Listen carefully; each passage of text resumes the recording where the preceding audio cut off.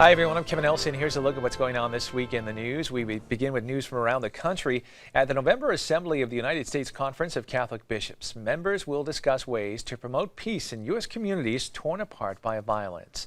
The discussion will stem from a report to be presented to the bishops from a task force formed this past summer after shootings by police and of police took place in Baton Rouge, Louisiana, Minneapolis, and Dallas.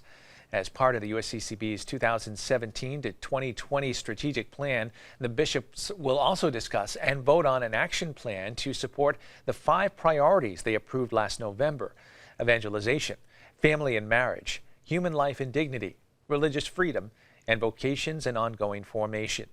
There will also be an update on preparations for the convocation of Catholic leaders taking place next July, focusing on the joy of the gospel in America.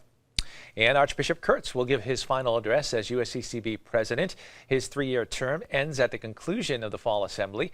During their meeting, the bishops will elect a new president and vice president, whose 3-year terms will begin at the conclusion of the assembly.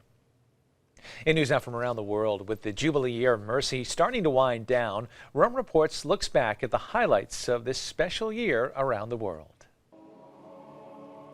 From global meetings to weekly audiences to his encounters with youth, Pope Francis has meticulously spoken about one common theme: God's mercy.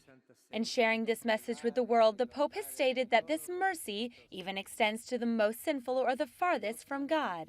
We always say it's so important to recall, though, that for the Holy Father, the Jubilee of Mercy was going to be so unique and different because of the fact it was going to be celebrated in the particular churches all around the world, but also here in Rome. As such, the Pope invited bishops to select a holy door in each diocese for believers to receive the same indulgence they would in Rome.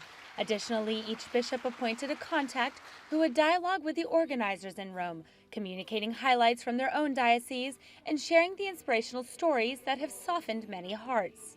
In fact, it is these stories and the conversions attained through hearing the Pope's words about God's mercy that made all the difference.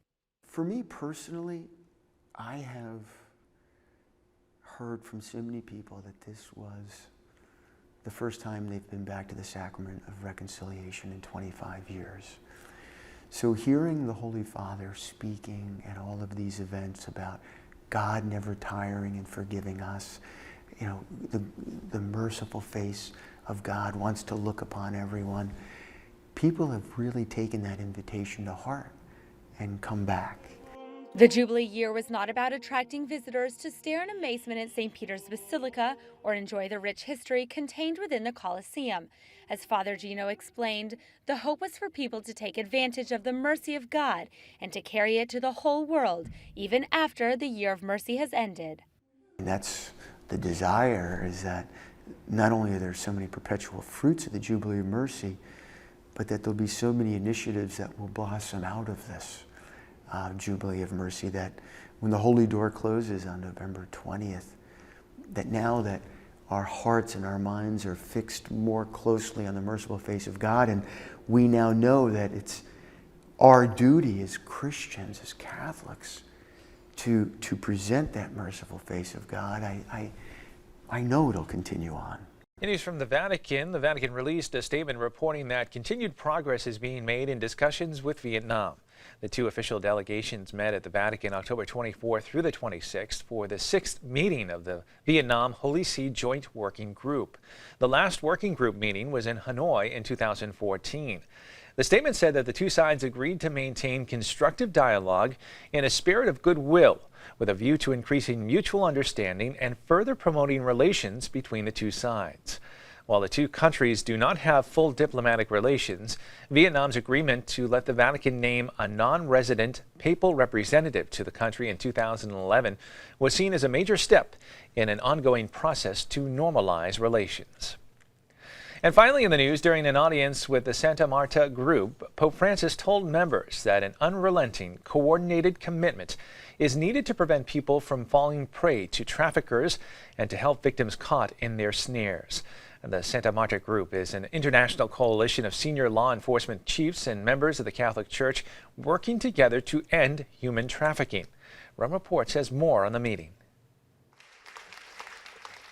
The Pope met with this rather heterogeneous group containing cardinals, marshals, nuns, and members of social organizations from 30 countries.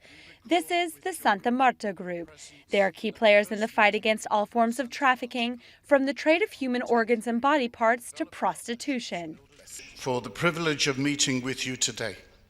Cardinal Vincent Nichols is the president of this very active and effective group. They started their work 2 years ago at the request of the Pope. They have two objectives: to pursue offenders and assist victims. Le cui vittime sono uomini e donne, spesso minorenni, sfruttati approfittando dalla loro povertà e emarginazione.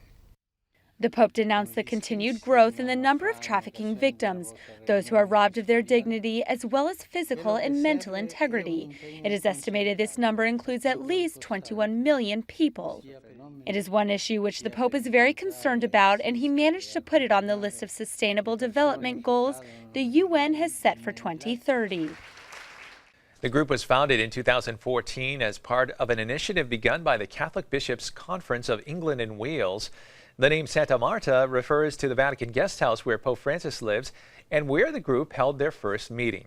The group, which now has members in more than 30 countries, met at the Vatican October 26th and 27th to detail progress being made, share best practices, and update the Pope on their efforts. Well, that's all the information we have for you at this time. I'm Kevin Nelson. Don't forget, you can keep up to date on Catholic news throughout the week with Catholic Newsbreak right here on the Catholic TV network.